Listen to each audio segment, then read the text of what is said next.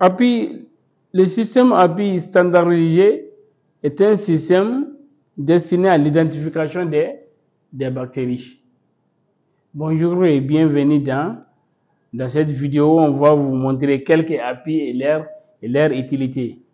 L'API, c'est un système standardisé qui permet l'identification biochimique des bactéries. Dans les API, vous avez les puits et les cupules dans lesquels vous allez trouver des produits chimiques déshydratés.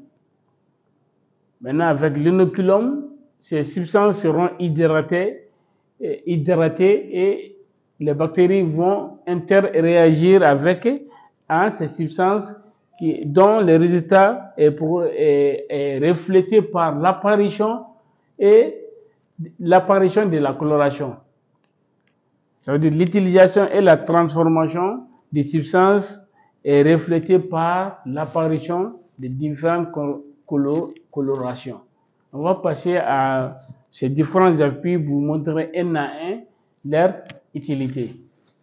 On va commencer d'abord par l'API 20E.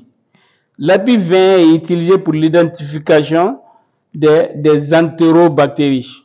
C'est pour cela qu'on dit API 20E.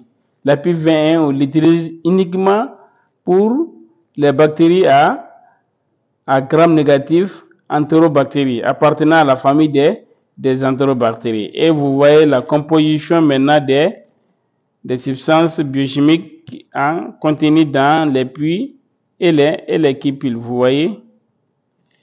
On va passer maintenant à l'API 20, l'API 20A.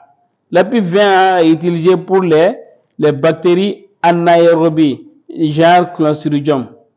Vous voyez? Souvent, lors de la culture en milieu profond, sur gelose, en milieu profond, l'ensemencement profond, vous allez voir, il y a des bactéries, même en les voyant, leur colonie est à l'intérieur de la gelose. Ça veut dire que ce sont des bactéries anaérobies.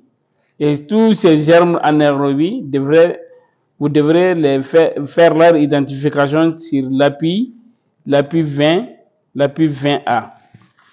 Maintenant, on vient à l'API 20NE. L'API 20NE est utilisé pour les bactéries gram-négatives non entérobactéries. Ça veut dire les genres Pseudomonas et les genres Vibrio choleriques.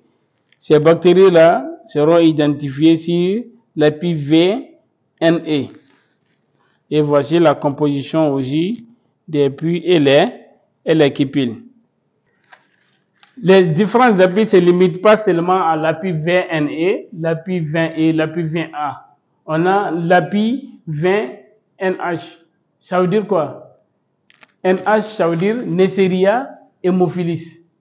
Pour identifier les Neisseria et les haemophilis, vous allez les identifier sur l'API 20NH. N, ça veut dire Neisseria, H, ça veut dire hémophilis.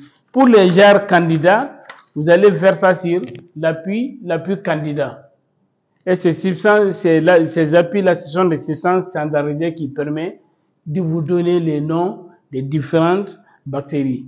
Avant l'apparition de l'API qui est là, on avait la galerie classique, qui est aussi, si vous comparez la galerie classique par rapport à ces différentes API, vous allez voir, ce sont ces mêmes éléments-là qu'on utilisait auparavant.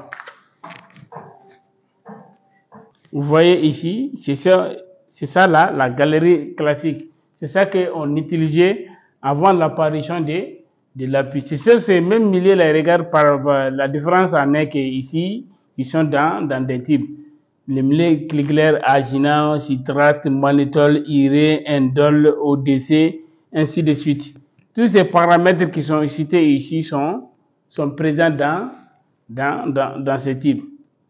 Maintenant, avec l'apparition de ces systèmes-là, ici, ces produits-là les produits chimiques ici sont déshydratés. On les hydrate avec la solution bactérienne et les incuber pendant 18 à 24 heures pour faire l'identification. Je vous remercie.